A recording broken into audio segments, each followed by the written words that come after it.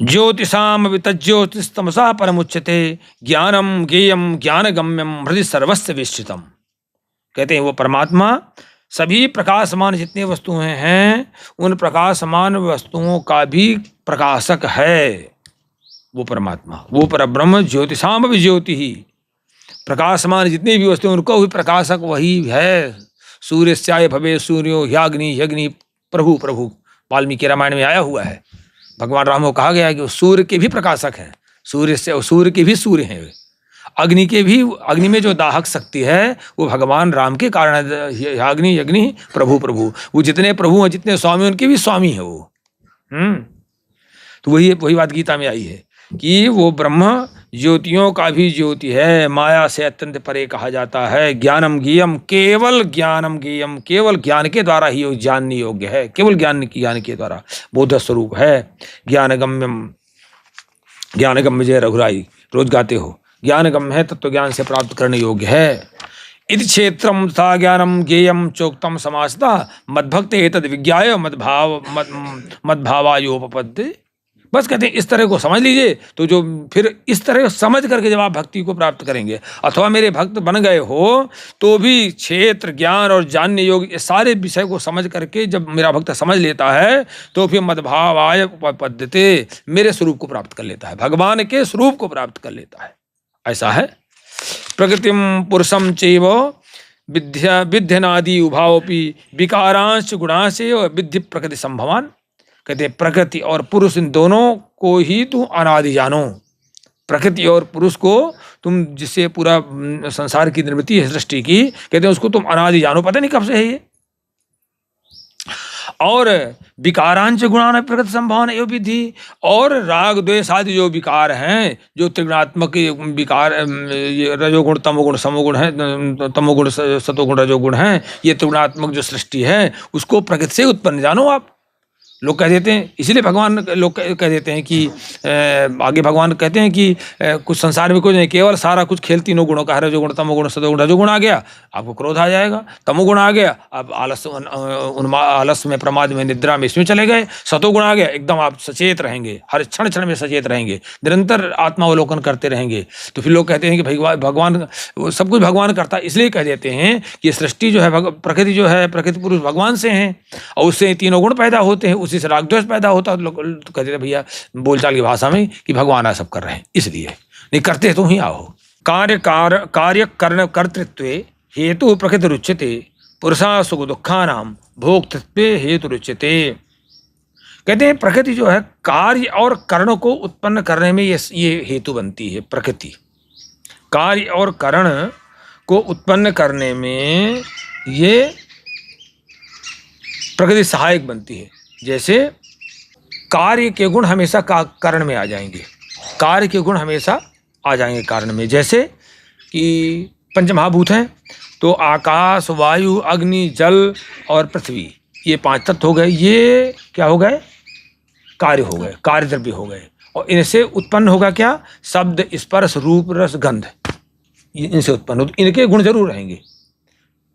जैसे पृथ्वी से, पृथ्वी का गुण है गंध, तो जो नासेंद्रिय है, घ्राणेंद्रिय है, वो पृथ्वी की इंद्रिय है, तो उसके गुण जरूर रहेंगे। आप कान से नहीं सूंघ सकते हो, सूंघ कोई दिखा देगा कान से? कोई नहीं दिखा देगा। दिखा देगा कोई कान से सूंघ? ऐसे ही जो जल है वो जल महाभूत से उत्पन्न है, आपकी रसनेंद्रिय। तो स्वाद आपको, रस का स्वाद जो है आपके, चाहे जल का कि स्वाद का, किससे मिलेगा? जीभ से ही लेंगे आप त्वचा से नहीं ले सकते हैं। ले सकते हैं? नहीं ले सकते। ये है। तो कार्य कारण कर्तृत्व हेतु प्रकृति रुच्यते। भगवान कहते हैं कार्य और कर्ण को उत्पन्न करने में हेतु प्रकृति कही जाती है। और जो ये जीवात्मा है वो सुख दुखानाम भोक्तृत्व हेतु, ये जीवात्मा जो है सुख और दुखों के भोक्तापन में हेतु कहा जाता है। बिना शरीर धारण किए जीवात्मा बने आप सुख दुख का आप नहीं भोग कर सकते हो। तो पुरुषा प्रकृतिस्थो ही भुंक्ते प्रकृतिजानुगुणान कारणम गुण संगो से सतत योनि जन्मसु।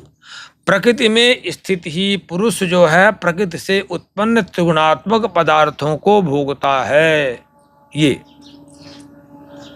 प्रकृति भूमिरापो नलो वायु खम मनो बुद्धिरेव च अहंकार इति में भिन्ना प्रकृति श्रद्धा। आठ प्रकृतियां भगवान ने पहले बताई हैं 7वें अध्याय में। तो प्रकृति में स्थित ही पुरुष प्रकृति से उत्पन्न त्रिगुणात्मक पदार्थों से को भोगता है। जब तक वो पुरुष जो है प्रकृति में स्थित नहीं होगा तब तक जो त्रिगुणात्मक पदार्थ हैं रजोगुण तमोगुण सतोगुण उनको भोग ही नहीं सकता है, हो ही नहीं सकता है। अगर स्वयं की प्रकृति में ना रहूं मैं और फिर नहीं उसको फिर वो तो परमहंस गति को प्राप्त हो गया, भगवान की गति, भगवान हो गया, भगवान में हो गया। और गुण संगा अस्य, और गुणों के संग से ही रजोगुण तमोगुण सतोगुण इन्हीं के संग से ही, इनके संग से ही ये जीवात्मा सतसत योनि जन्मसु कारणम अच्छी बुरी योनियों को प्राप्त करता है। जैसे रजोगुण का संयोग हो गया तो क्या हो गया, वो मनुष्य हो जाएगा। उसका गुण है कर्म करना, मनुष्य कर्म किए बिना नहीं रह सकता, क्योंकि रजोगुण से वो योनि में है, मानव योनि में है तो रजोगुण से। देव योनि में जाएगा तो सतोगुण में जाएगा, तमोगुण में जाएगा तो तिर्यक योनि में जाएगा। ये पशु पक्षी ये तिर्यक कुछ नहीं पता रहता। इनको निद्रा से मतलब है, इनको परिवार बढ़ाने से मतलब है, इनको इससे मतलब है, भाई किसी है कोई मतलब इनको कोई मतलब नहीं है। इसलिए ये तमोगुण आप ज़्यादा पाले रहोगे, तैयार रहो आप पशु पक्षी बनने के लिए।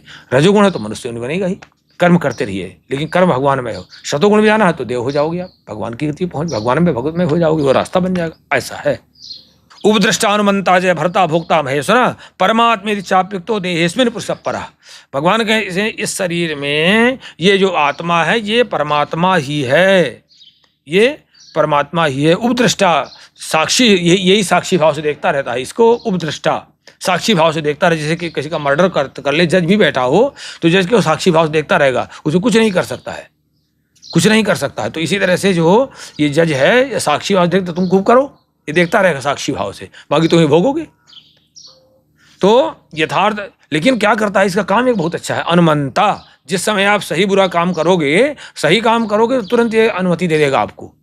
अगर गलत काम करोगे तो भी अनुमति दे देगा कि नहीं, रोकेगा कि नहीं ऐसा ना करो एक बार। फिर धीरे धीरे आचरण करते करते शांत हो जाती है भैया, तब भी एक्टिव रहती है लेकिन तब भी वो रुक जाती है, मैंने आवरण चढ़ जाता है तो उसका प्रकाश नहीं आता है। कहते हैं कि अनुमंता देने वाला, और ये परमात्मा सबका धारण पोषण करने वाला, भरता सबका भरण पोषण करने वाला, भोक्ता महेश्वर, जीव रूप से भोक्ता, ब्रह्मा आदि का स्वामी होने से महेश्वर कहा जाता है। और परमात्मा इत्युक्ता, ये शुद्ध सच्चिदानंद होने से परमात्मा, जब ये शुद्ध सच्चिदानंद सच्चिद आनंद स्वरूप हो जाता है तो ये परमात्मा कहा जाता है। ऐसा इसलिए फिर जो इन गति के पहुंचने को भगवान लोग कहते हैं, परमात्मा कहते हैं, ऐसे कहते हैं, संबोधन करते, जानते हैं कि गति ये इसकी ये गति पहुंच गई। अब फिर उसको अपने आप में उपलब्धि मिलने लगती है, दिखावा की जरूरत नहीं है, बैठ जाओगे तो अपने आप वो होने लगता है।